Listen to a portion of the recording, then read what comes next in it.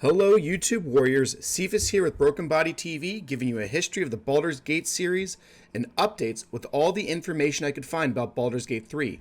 There will be timestamps in the description.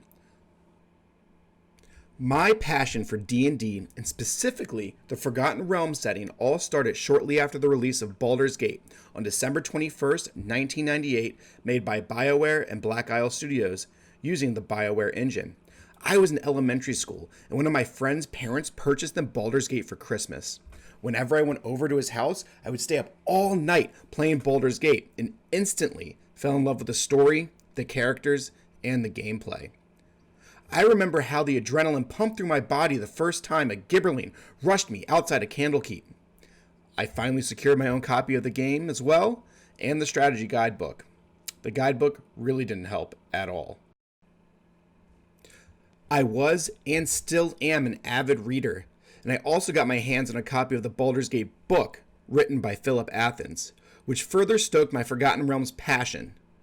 The book, in contrast to the mage that I played in Baldur's Gate, followed the Ball-spawn Abdel, a human warrior, as he uncovers the treachery in Sword Coast while learning about his true heritage and meeting cool people along the way.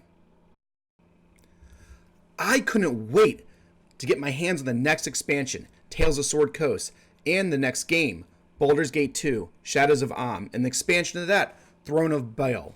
The story writing throughout the Baldur's Gate series has been phenomenal, until they allowed Beamdog to make Baldur's Gate Siege of Dragonspear.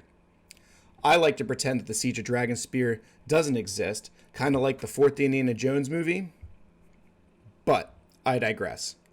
Baldur's Gate 2 has one of the greatest villains, in my opinion, in video game history, John Irenicus. I would love to go more in depth about Irenicus, but don't want to spoil the story for you if you haven't played through it yet. Being the nerd that I am, I even purchased all the Baldur's Gate books by Philip Athens to finish Abdel's story. His character and my character took wildly different paths throughout Shadows of Am and Throne of Baal. One significant one was when he decided to ally himself with Bodhi. I completed all of the Baldur's Gate series from start to finish in 2007. I binge played the games over a period of 3 days, and it was a 3 days well spent. Fast forward to 2011. I hear Beamdog, a company I've never heard of, has been given the rights to release an enhanced edition of the Baldur's Gate series that will be for PC and Android. Yes, iOS too, but I didn't have an iThing at the time, so I didn't care about that platform. I was stoked. Beamdog released Baldur's Gate Enhanced Edition in 2012 and Baldur's Gate 2 Enhanced Edition in 2013. There were new NPCs, new content, and I was hooked again. Not to mention some of the UI updates were definitely useful. A quick side note. If you're interested in how the Time of Trouble started in Faerun, I highly recommend the Avatar series, with the first book being Shadowdale. It shows how the gods became mortal and Baal was able to create so many children. It also explains how Cyric became a god, how Miracle ended up dying and Kelvmore became a god, and just so much information is packed into this series. It's Forgotten Realms changing. So go pick yourself up a copy. I've always looked for another RPG experience like Baldur's Gate, and every time I played something, it seemed to fall wildly short until I discovered Divinity Original Sin, created by Larian Studios, released in June of 2014. This game was able to suck me in, and I spent countless hours playing with my best friends, having to solve disagreements through rock, paper, scissors. The gameplay was seamless, the strategy required at higher difficulties made me think about everything from a tactical perspective, and the story kept me going. However, Divinity Original Sin was not able to sate my desire to keep playing and developing characters in Faerun, or the Forgotten Realms. Larian Studios followed up their hit with Divinity Original Sin 2, released just 3 years later in 2017, and yet again, Larian Studios developed a top-notch quality game.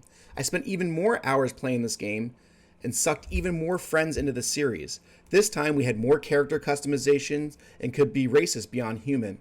If you haven't picked up a copy of this game yet, I highly recommend it, and play an undead character. The interactions and reactions are absolutely priceless. So when I heard Larian Studios was given the rights to make Baldur's Gate 3, I was ecstatic. I get to return to Sword Coast and Baldur's Gate 3, which will be written by one of, if not the best story-driven studios making games right now. They had to be lying, right? Nope. And it was all true. I couldn't be happier. As stated earlier, Baldur's Gate 3 is being made by Larian Studios, a Belgium-based video game developer. Baldur's Gate 3 is being created for PC and Google Stadia. Larian has opened up more studios around the world and has 300 plus techs working on Baldur's Gate 3. The gameplay will be based on D&D 5th edition rule set and is modified, interpreted, and changed to fit a video game setting instead of a tabletop. It will be an RPG like its predecessors, requiring a party, or recommending a party for those of you who are able to beat Throne of Baal solo, a feat which I have yet to do. The threat of the Baal spawn is over. This takes place years, I believe hundreds of years, after the Baal spawn. There will be the return of the Githyanki. I first met the Githyanki in Neverwinter Nights. The major crises at Baldur's Gate are the Mind Flayers, also known as Illithids, creatures that have been historically stayed in the Underdark, like the Drow. They use psionic abilities to destroy their enemies. I wonder if the announcement trailer, where the warrior is eaten from the inside and becomes a Mind Flayer, is how Illithids reproduce, just like the parasitoid wasp in the real world. Well-known characters like Minsk and Boo may still be alive. We may not be staying in the same realm or plane as we progress through the game. Larian has given no release date yet. It's ready when it's ready. That being said, I have no problem waiting for this game. It's already been almost 19 years since the last real installment to the series, and the last thing I want is my favorite game being ruined by rushed development and terrible writing, just like Siege of Dragonspear tried to do. So that's all the updated news I've been able to find right now. If you haven't picked up a copy of the Divinity series or any of the Baldur's Gate series, I highly recommend it. If you've enjoyed this video and want to see more like this and get more Baldur's Gate 3 updates, make sure you ring that subscribe bell, hit that like button, and leave a comment, and share this with your friends. I'll talk to you warriors real soon. Cephas, out.